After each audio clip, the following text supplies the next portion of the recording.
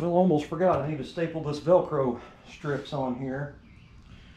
So I used 3M dual lock on the ends because this panel is going to be curved like that. It's not that this has a bunch of tension on it. I mean, you can see how it kind of curves on its own anyway when you put tension in the middle. So I put 3M dual lock on the ends, just the top up here and up here. The rest of the Velcro is holding just fine, so this panel ain't gonna fall off or anything. So my thing is I want to put staples in the Velcro, that way if the adhesive ever lets go of the board, I'm surprised anything sticks to this masonite as rough as the back is and fibery. You can run your fingers on it and it has like cardboard dust type stuff on it. So I'm going to staple all those, and that way they're not going to ever come off. So this is going to take a little bit. I'll spare you that part of it. And then at that point, I guess it's ready to. No, I'll have to flip it over and take my little angle grinder with the roll-lock disc, and I'll have to go over because the staples barely poke through. These staples, I don't have super short ones. I don't even remember what size these are, 1/4 inch maybe, I don't know. But anyway, they barely poke through, but it also, you know, puts a high spot in that masonite, just barely. So I'm gonna take my roll-lock disc and kind of knock it down level. And that way it's not going to show up as little bumps in the foam. Alright, I used my 36 grit disc on my angle grinder and took those staples down a little bit. So just leveled it off. It didn't take but just a few seconds. So anyway, now the foam can go on here and it'll be nice and smooth and level. It won't have any little dimples in it from that. So now I have to foam this and then it'll be ready to be upholstered.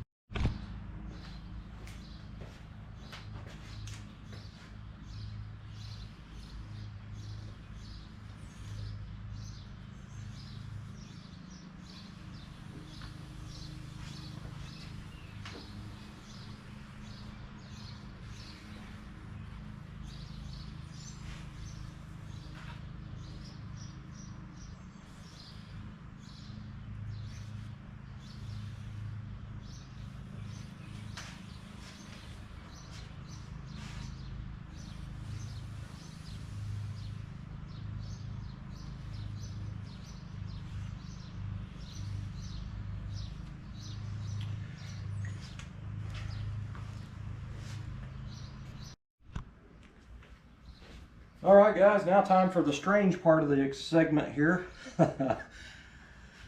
So back when I first got this car in 2013, I had a little Shih Tzu mixed dog, and his name was Chevy. He almost made it to 18 years old, and then his kidneys gave out, so we had to put him down, and it about killed me. He went everywhere with me. Every car I built since probably, I think we got him in, man, I don't even remember, 2000, 99, somewhere in there. Anyway, he went everywhere with me. Like, he was my shadow. He followed behind me anywhere I went. It didn't matter if I got up from the couch and went to the bathroom, he followed me. Just a very loyal dog. So anyway, when I first got this car, he was still alive, and I wanted him, you know, just always planned on him riding in the car. I just didn't plan on dragging the car build out for 10 plus years. So anyway, he passed away. I have, from when he got a haircut, I kept a little bit of his cut-offs, and it's his hair. It's just a little bitty lock of it that we've kept. And anyway, I'm going to cut just a little bit of it off, and then I just cut a little bit from my dog Kiki that I have now. I have her in there. So I took a little bit of lock of her hair, and I'm going to take a little bit of lock of his hair, and I'm actually going to spray glue it in between the foam. I left this one in loose right here, and I'm going to put basically their tail feathers is what I call it, in the upholstery.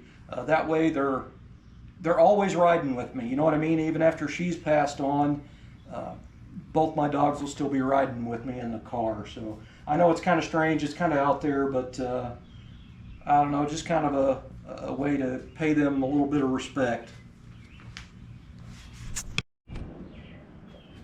All right, so I got them put in. I got their little locks of hair put in between right here on this end. I got one up high and one kind of down low, so I know it's weird. I've been a dog guy since diapers. I've always had a dog. I don't know, to me dogs have always been just more than just a dog, but I guess I got to do a little bit of more fine trimming on this, and I'll spare you all the details since you already seen me do the other one. Train!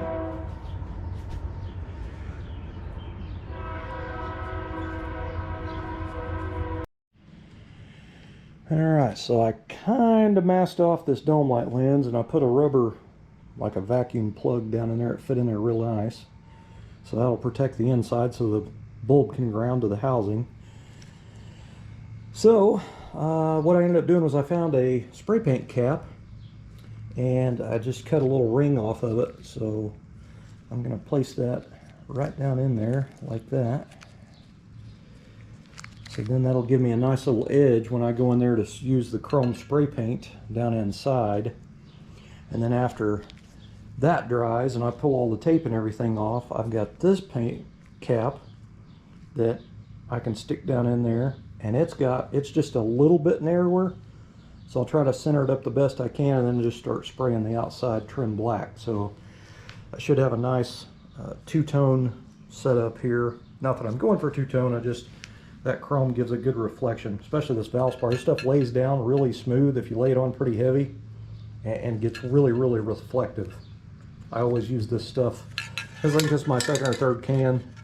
I always use it on my taillight housings when I restore them and other things, but that's why I like the Valspar. It lays down really, really nice for spray paint, you know what I mean? It holds up to the heat too. I don't know how, but it just does. This doesn't get like super duper hot, but anyway, works for me. One of these days I may upgrade to LED lights in that, and in my dome lights as well, but for now it's just getting the regular old replacement bulbs. I will say these from the factory were painted white, and that's why they always kind of looked yellow when they were on. When you do the chrome, it looks a little bit more bright whitish, so keep that in mind. Alright guys, I would have had this panel done had these dome light lenses fit good. These are way too big. When you try to snap them in there, they're bulging out, so you literally have to like squeeze it and press all the way around to get it to snap in there, and it's all bulged, and they're crap.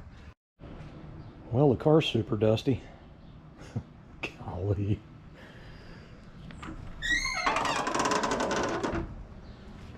It is not quite done. I still got to finish the dome lights. Those have to be painted and then installed.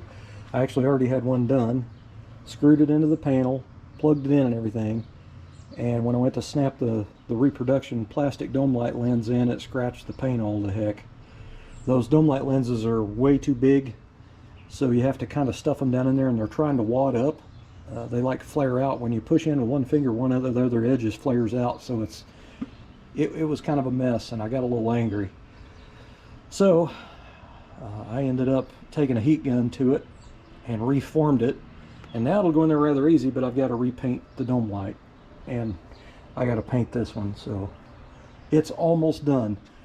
I got those back panel pieces bolted in. I wrapped those in that same vinyl, both sides. It turned out awesome, man. I am very proud of it. I got the trim all finalized. I had to go back and resand and repolish some spots on it. When you get it in the light, you can see some of it, but you can't now. I got it all fixed, but I'm in love with it, man. That's a hell of a detailed trunk right there. All DIY in the garage.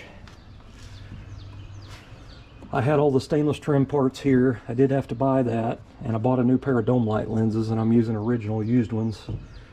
But I mean, for stuff that I just had here, and when I had my upholstery kit sewed at Ciadella, I ordered the extra material so I'd have enough to do my door panels and trunk and everything myself. And I've still got just a little bit left over in case something else happens. I've got enough to cover something if one of them gets ruined or something. But man, I am happy with that. Now I just need to clean the car up after I get the dome lights done anyway. It looks awesome, man. I'm very, very happy with it. I got the curve I wanted out of it, so it matches the curve of the flange of the trunk. That is pretty sweet. Well, almost 2 weeks in that, but I'll take it. Especially when it turns out that good and I don't have any little spots that are wrinkly or ripply or you're seeing something, you know. I did everything to the best I could, and I think it turned out really, really nice, man. It fits pretty good. It may not be perfection, but at least it's nice. And I did it myself, so can't beat that. So I'm going to clean up this giant mess. As you can see, this place is trashed. Getting pretty late in the evening. I think it's almost 8 o'clock p.m. I need to get this mess cleaned up, get the 4-door push back in. And I need to get back on the dome lights. I might just wait till to do the dome lights tomorrow. I think I'm done for the night, actually. So after the dome lights are in, it's done. So anyway, guys, thanks for watching.